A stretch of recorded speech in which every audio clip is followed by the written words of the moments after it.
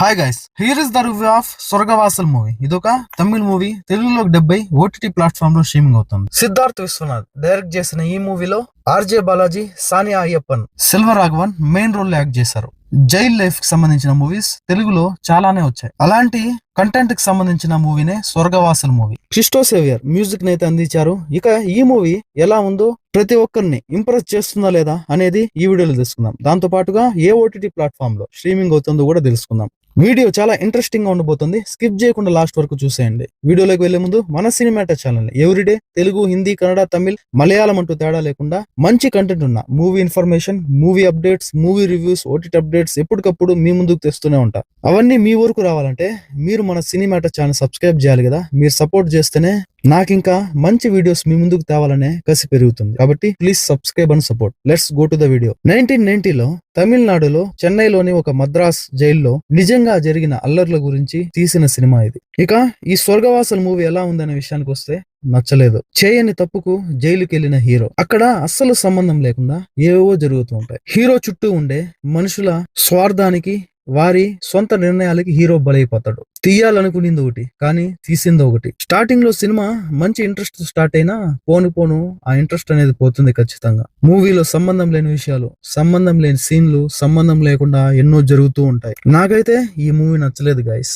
My rating to this movie 2/5. ఇక ఈ స్వర్గవాసల్ movie story ఏంటంటే, 1999లో జరిగే కథ ఇది. హీరో పార్థిబన్ బండిపై టిఫిన్లు అమ్ముకుంటూ తన తల్లితో లైఫ్ ని లీడ్ చేస్తూ ఉంటాడు. తన ఇంటికి దగ్గరలోనే ఉన్న తన కొట్టుకు ముందర ఇంకొక కొట్టు పెట్టుకుని ఉన్న హీరోయిన్ చూసి ఇష్టపడతాడు, ప్రేమిస్తాడు. ఒక బ్యాంక్ లో లోన్ తీసుకుని ఒక హోటల్, చిన్న హోటల్ పెట్టుకోవాలనేది హీరో కోరిక. అలాంటి టైంలో షణ్ముగం అనే వ్యక్తితో తనకి పరిచయం ఏర్పడుతుంది. ఆ ఏరియాలోనే ఉన్న షణ్ముగం ద్వారా అతను ఎలాగైనా లోన్ సంపాదించాలని ట్రై చేస్తూ ఉంటాడు. షణ్ముగన్ కూడా హీరోకి హెల్ప్ చేస్తూ ఉంటాడు. కట్ చేస్తే జైలులో సిగా అనే విలన్ ఉంటాడు.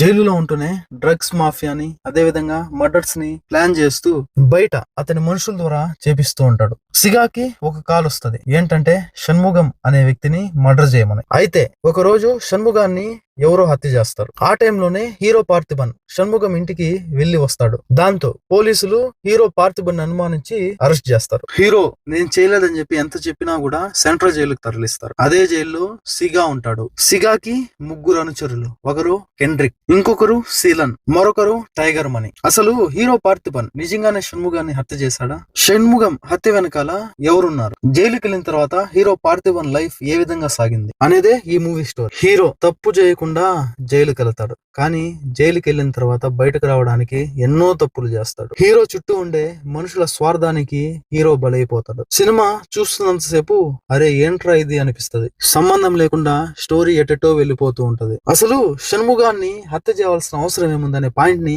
చూపించలేదు. అసలు షణ్ముగాన్ని హత్య చేసిన వ్యక్తి హీరో పార్థిబన్ హోటల్లోనే కారం పొడి తీసుకుని షణ్ముగాన్ని హత్య చేస్తాడు. ఆ కారం పొడి ఎవిడెన్స్ తో హీరోని అరెస్ట్ చేస్తారు పోలీసులు. ఇదెక్కడ లాజిక్ అసలు? ఇప్పుడు హోటల్ అన్నాక కారపొడులు, చట్నీలు కామన్. అలా అని చెప్పిందే కారపొడి, చట్నీ ఎవిడెన్స్ తో అరెస్ట్ చేయడం ఏంటో అర్థం కాలేదు. ఆ కారపొడి పాయింట్ అనేది చాలా కామెడీగా అనిపిస్తది. అదే జైల్లో సిగా అనే విలన్ ఉంటాడు. అతన్ని చూసిన వాళ్ళందరికీ ఇతను విలనా అనిపిస్తది. అదే జైల్లో ముగ్గురు మాజీ ఎమ్మెల్యేలు ఉంటారు. అదే జైల్లో ఇగోతో కొట్టుమిట్టాడే ఎస్పీ ఉంటాడు. అదే జైల్లో తన ప్రమోషన్ కోసం పాకులాడే మరొక పోలీస్ ఆఫీసర్ ఉంటాడు. వాళ్ళందరి స్వార్థానికి హీరో బలైపోతాడు ఈ మూవీలో.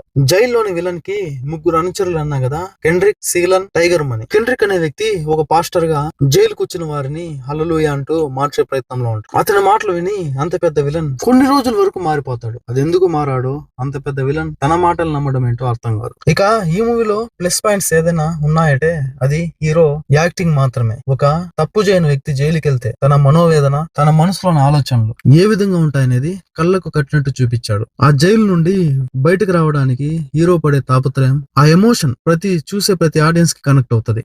మూవీలోని మెయిన్ మ్యాటర్ అయినటువంటి షణ్ముగాన్ని ఎవరు మర్డర్ చేశారనే విషయాన్ని డైరెక్టర్ మర్చిపోయాడు లాస్ట్. అసలు నిజంగా ఎందుకు చంపారో, ఎవరు చెప్పారో అనే పాయింట్ ని అస్సలు చూపించలేదు మూవీలో. మసాలా సీన్స్, బ్రూటల్ సీన్స్ ఏమి ఉండవు. ఫ్యామిలీతో కలిసి చూసేయచ్చు.